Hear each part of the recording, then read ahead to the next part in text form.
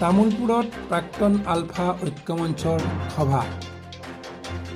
বিটিআৰৰ দৰং ওদালগুৰি আৰু কোকৰাঝাৰ সমষ্টিৰ NDAৰ প্ৰাৰ্থী দিলীপ শইকীয়া আৰু জয়ন্ত বসুমতাৰীলৈ মুকলি সমৰ্থন জনাইছে প্ৰাক্তন আলফা ঐক্যমঞ্চৰ।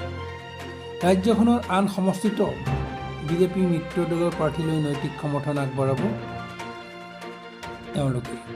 বৰ্তমান দেশৰ ৰাজনীতি বিজেপিৰ সপক্ষে আছে। নৰেন্দ্ৰ মোদীৰ নেতৃত্বত কেন্দ্ৰত চৰকাৰ গঠন কৰি তৃতীয়বাৰৰ বাবে প্ৰধানমন্ত্ৰী হ'ব নৰেন্দ্ৰ মোদী। অসমতো মুখ্যমন্ত্ৰীয়ে যথেষ্ট ভাল কাম কৰিছে বুলি কৈ তেনেকুৱা মুখ্যমন্ত্ৰীক পুনৰ 5 বছৰ হ'ব লাগে বুলি দোহাৰে।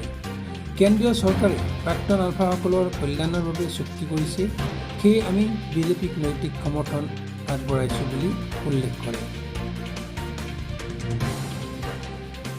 প্ৰাক্তন আলফা ঐক্যমঞ্চৰ কাৰ্যকৰী সভাপতি লোহিত দেউৰীয়ে এই সন্দৰ্ভত বক্তব্য আগবঢ়াইছে।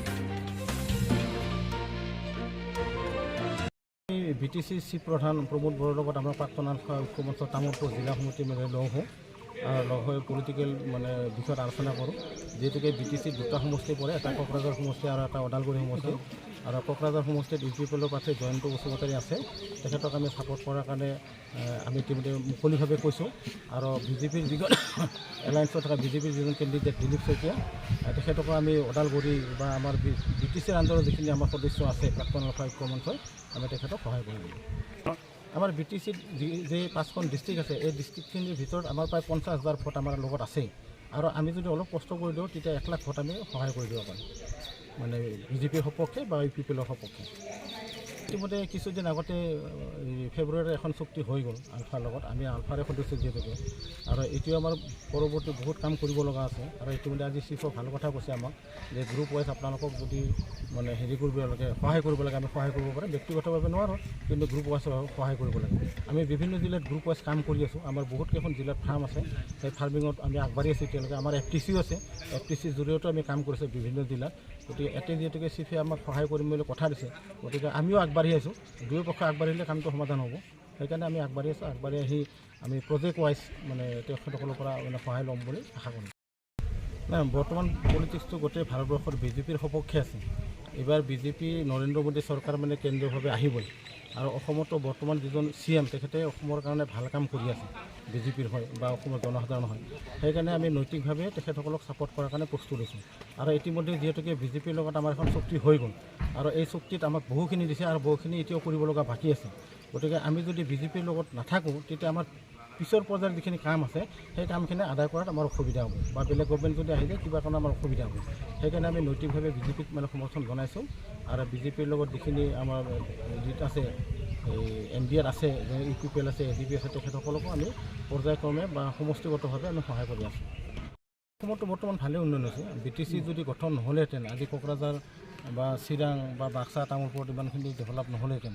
BTC গঠন হোৱাৰ পিছতেই হৈছে। আৰু এতিয়া বৰ্তমান গোটেই BTC এলেকাত এটা শান্তিৰ যিটো বাতাবৰণ, সেই বাতাবৰণটো সৃষ্টি হৈছে। গতিকে এই বাতাবৰণটো ব্যাঘাত জন্মিব নালাগে। আমি যিখিনি ইয়াতে অপশক্তি আছে, বিভেদকামী শক্তি আছে, তাক ৰোধ কৰাৰ কাৰণে আমি প্ৰস্তুত কৰি আছোঁ, বা সেনেকুৱা ভাৱত আমি কামবিলাক চলাই আছোঁ। আমি সাংস্কৃতিকভাৱেও কিছু কাম কৰি আছোঁ, যাতে আমাৰ মাজত সমন্বয়টো থাকে। তেনেকুৱা ধৰণৰ আমি প্ৰচেষ্টা লৈ আছোঁ। প্ৰথম তেখেতে যেতিয়া ইলেকশ্যনত উঠিছিল, প্ৰথম MP ওলাইছিল 14, তেতিয়া ব্যক্তিগতভাৱে মই তেখেতক সহায় কৰিছিলোঁ, আৰু আমাৰ বহুত ল'ৰাই সহায় কৰিছিলোঁ। কিন্তু সেই বছৰ 5 বছৰ যি সাংসদ হৈ থাকিল, আমাৰ এজন ল'ৰাকো তেখেতে সহায় নকৰিলে। তাৰপিছত নেক্সটবাৰ কিন্তু আমি সহায় কৰা নাই, ব্যক্তিগত পৰ্যায়ৰ কাৰণে বা সংগঠন হিচাপৰ কাৰণে। 5 বছৰ আৰু সাংসদ হৈ গ'ল তেখেতে, 10 বছৰ আগত। আজিলৈকে এজন ল'ৰাক আমাৰ তেখেতে সহায় কৰা নবহে নাই, এজন সতীৰ্থ হিচাপে কাকো সহায় কৰা নাই। গতিকে তেখেতক সমৰ্থন কৰাৰ কোনো যুক্তি নাই আমাৰ ফালৰ পৰা। আৰু তেখেতে এটা বিবিধৰ বীজ সিঁচি দিলে কোকৰাঝাৰত। এই বস্তুটো আগতে নাছিল, তেখেতে অহাৰ পিছতে বড়ো এটা বীজ সিঁচি দিলে, আৰু সেইটো ক্ৰমান্বয়ে নাইকিয়া হৈ আছে। এইবাৰ কিন্তু তেখেতে জিতিব নোৱাৰে, এইবাৰ তেখেতৰ ওচৰত মানুহ নাই।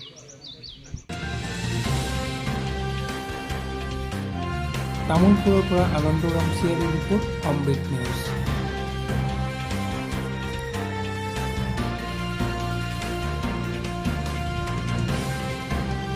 অমৃত প্ৰবাহ, অসমীয়া সাপ্তাহিক কাকতৰ ডিজিটেল সংস্কৰণ অমৃত নিউজ। সত্যৰ সন্ধানত অমৃত নিউজ।